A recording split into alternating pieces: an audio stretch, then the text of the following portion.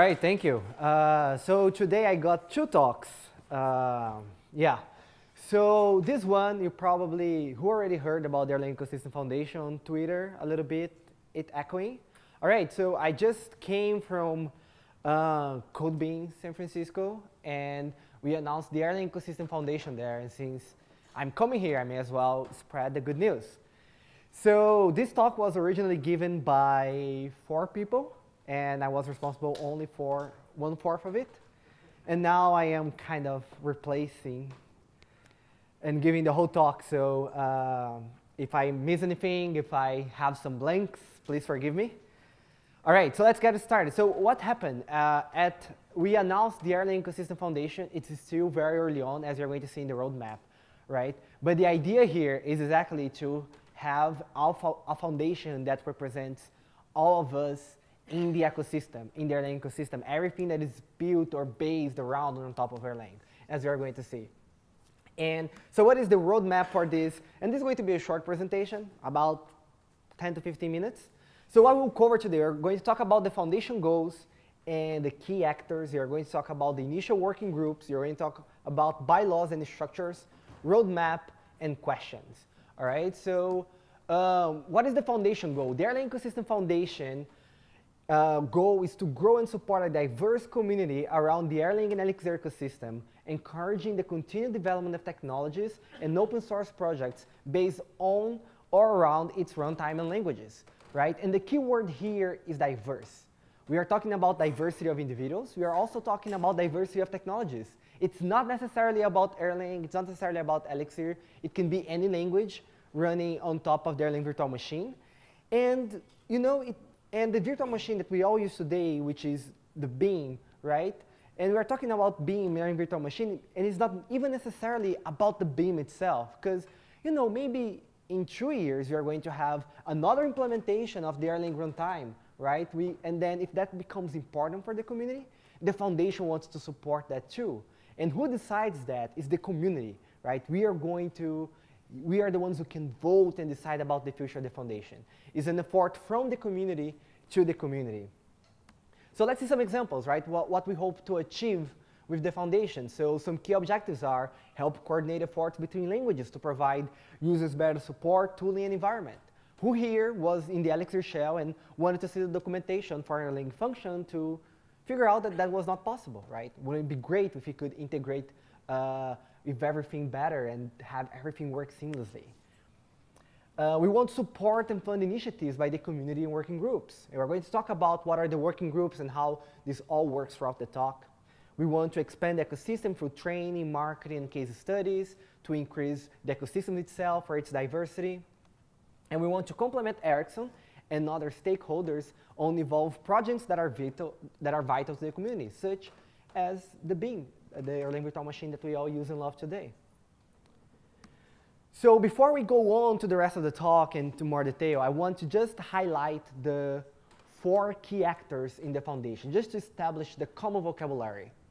So what are the key actors? Members. It's you, us, human beings. Only individuals can be part of the foundation, okay? This is extremely important. And we are the ones that are responsible to dictate the future of the foundation. And how we can do that? One of the ways is by voting. The members can vote and, for example, choose what is the board of directors, who is going to be on the board of directors. We can also change the future of, dictate the future of the foundation by funding or contributing to projects, okay? We're going to talk about this. And speaking about board of directors, what is the board of directors? The board of directors is a group of people that are responsible for the more operational and day-to-day aspects of the foundation. And one of the key responsibilities that the board of directors have is to approve and support the working groups. So what are the working groups? We are going to have many working groups, which is a group of people working towards a common goal. And the working groups are the one effectively acting on the foundation goals. Like, oh, you want to improve the tooling, to improve the deployment experience? Sure, we can have a working group for that. You want to improve the diversity and talk more about the ecosystem as a whole? We can have a working group for that too. And finally, we have the sponsors. Okay, the sponsors are the ones that make all of this stick, right? The sponsors are going to be most of the times companies. And the idea is that, for example, something like $10,000 per year is not a lot of money for many of the companies using Elixir and in production, but for the foundation, it can really make the difference, right? Because we can fund the community and the working groups with that support. All right, that's it. So this was the part that I originally presented. That's why I hope it was solid. And now we are entering the part that I did not present. All right, so what are the initial working groups? I want to talk more now about the working groups, and we're going to see, and then we're going to go to the other topics.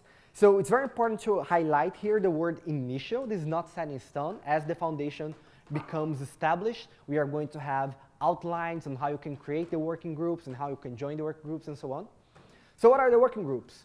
Language interoperability. I'm going to say interop from now on because that's a hard word for me.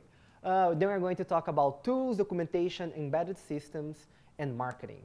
So language interop, what is the vision? A standardized approach to facilitate the reuse of libraries, behaviors, and programming models across the ecosystem, focusing on languages, components, and the runtime.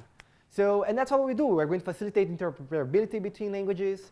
We are going to promote efforts to unify behaviors between languages and the compiler. The two main ones are Erlang and Elixir, right? But we have a bunch of other languages popping out, important languages that are, for example, experimenting with a type system, how a type system would work. We want to be able to support and have a communication between all those languages.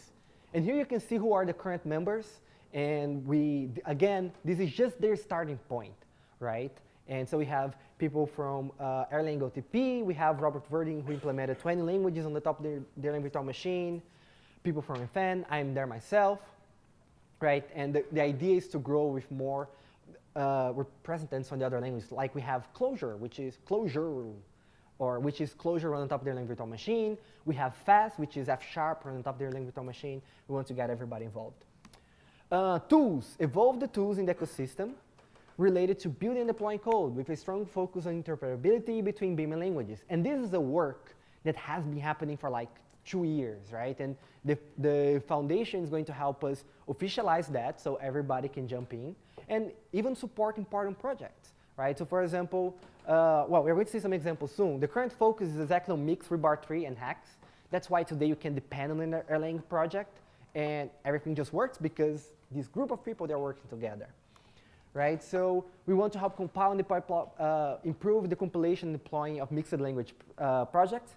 And we want to provide more options for managing and deploying packages and other dependencies. For example, there are some companies that, some very critical companies like a bank, even if they want Elixir, if they want to use Elixir, they cannot access an external system, right? So you need to have like your own hacks repository. This is a need for certain companies in certain areas. Otherwise, they can't use the language, right? And doing that is going to improve the adoption. So we have members from Rebar. We have Wojtek Mach from Hacks. And hopefully if somebody from the Mix team, which is the Elixir core team, is going to join as well. I'm poking different people. We'll see how that will come to be. And then there's also documentation. So I'm going to go a little bit faster here. So focus on improving the accessibility, compatibility, and quality of documentation across projects in the Erlang ecosystem. So what do we want to achieve here? This is a work that we have already started, which is we want to, remember the example I said, like you want to kind of like access Erlang documentation from the Elixir shell? This is like one of the areas of this working group, right? We want to kind of put everybody on the same page and make all the tools work for all languages. And this is great because if I start a new language in the Erlang ecosystem, would it be awesome if you could just use like Xdoc, the tool that we use in Elixir, to generate documentation for that, right? So it can also help other projects, right, in the future because the infrastructure will be shared.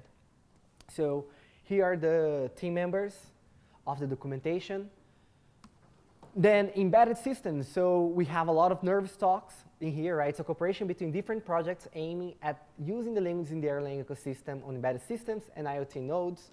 So for example, we have 2 main projects in this area, NERVS, which is Elixir-centric, and then we have the GRISP project. And they are already talking, they're already communicating on how they can unify those efforts. GRISP is going to announce a new circuit board. There's probably a better word for that.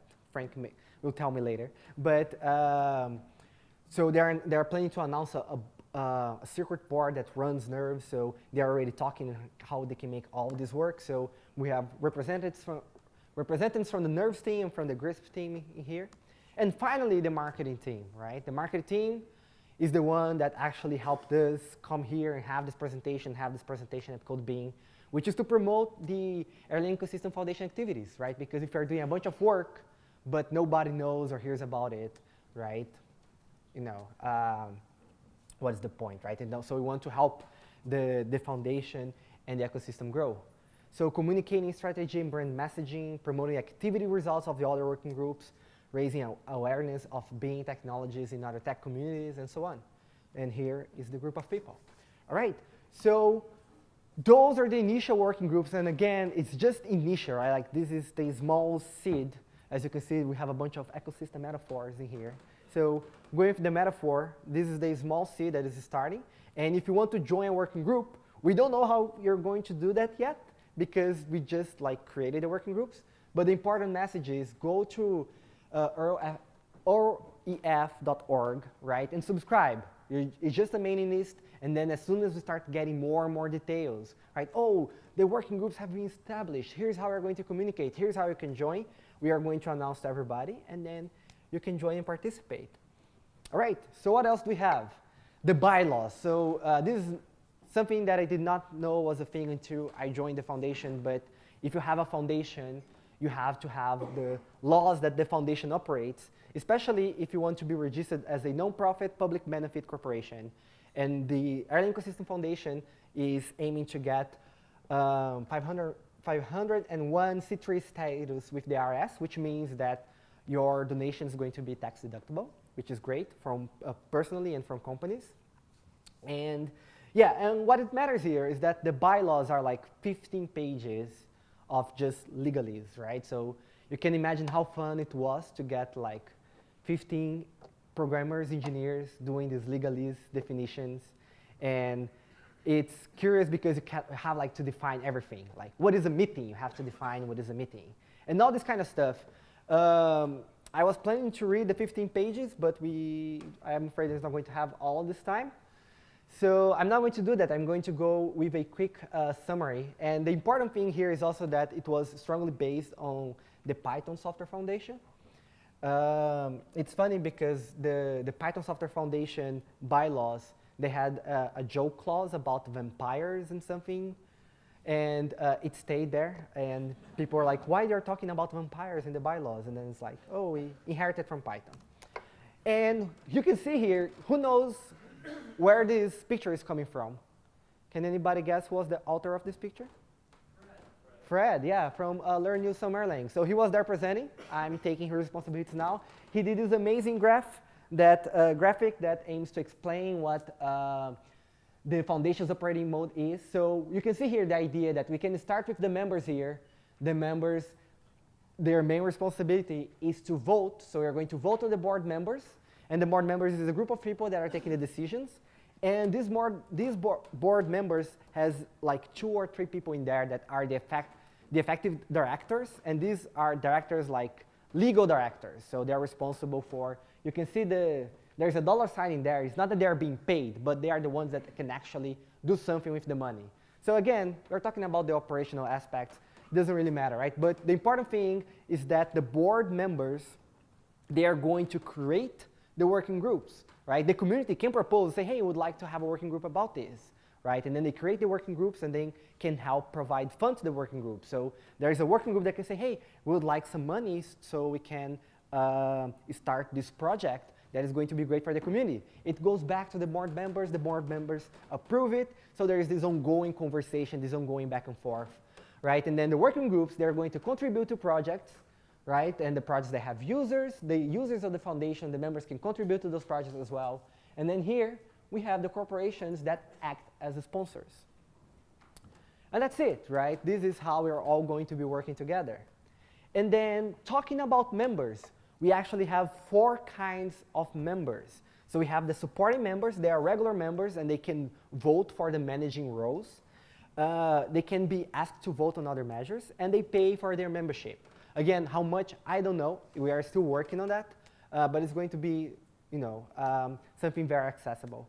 And then we have the managing members. Those are the members of the foundation that are working on a day-to-day, like the board members, right, directors, or a person in charge of a working group. And the idea is that a managing member, they have to put kind of like 5 hours of work a month towards the foundation, right? And they vote as well. We have contributing members. Those are the contributing to the projects that are important. So, oh, I'm contributing to Mix, Rebar, or Hex. Is Todd here? He gave a talk. Yeah, hey. Yeah, so you are a contributing member. Congratulations, right? So he's helping Hex, which is an important project for the foundation. And you get to vote as well. And then we have the fellows, which are nominated by a special working group that we don't even have yet. This is just like there's someone really important in the community, and we say like, you are a member for life. And this is the mechanism to do that. We don't have any fellows. There is no plan right now. There's not even a working group. We are going to get to that. But that's kind of the idea. All right, we are getting to the end of the talk, right? But the plan is become a member, right? So again, go to the website, subscribe. We're going to have more information on all of this soon. We are working really hard, but we wanted to come to the community as soon as possible to talk about the idea, so this is not being developed in closed doors. Okay, this brings us to the last part, which is the roadmap. So we have an initial roadmap, which was like to sign the bylaws, incorporate the foundation in California, define the initial working groups, launch the website, launch the Twitter account, which you can do right now. So go to the website, follow on Twitter, like picture time, right? So you can take the picture. And present the foundation to the community. This is the roadmap that we have achieved so far, right? So, and it has been like really in the last like 2 months. Like the bylaws are signed in January. We are in the process of, we were just incorporated in California, I think in February. And then now we are trying to get the 501c3 approval. It's so very early on, right? But we have a lot of work ahead of us. So what are our goals? We want to onboard members, sponsors, and contributors, right? This is our roadmap for the short term, right? We want to establish a working group workflow. We want to say how you join a working group, how you contribute to a working group. We want to answer all those questions. We want to establish the procedure for our project submissions and so on. And we want to run a board election. Right now, we have 11 board members. I'm one of them. But we do not want, or you maybe do not want us to be there for life. So what we want to do is that after we establish this structure, and then we have the members, we are going to run an election. So you can choose who is going to be there in the board to represent the community, to represent the ecosystem. Those are the companies that contributed to founding the foundation right now. So we have AdRoll, Cisco, Erlang Solutions, Prevail, Ericsson, Klarna, Genetec, Autolo Networks, Peer Street Singer, Plataforma Tech, and WhatsApp. And those are the board members, right? So right now we are 11 of us, but again, we are just helping set this up, and then we are going to want everybody involved and contributing, and it could be you there as well, right? It's by the community, for the community. And that's it. So I'm going to open up for some very quick questions and answers, and yeah, be part of the foundation. Thank you.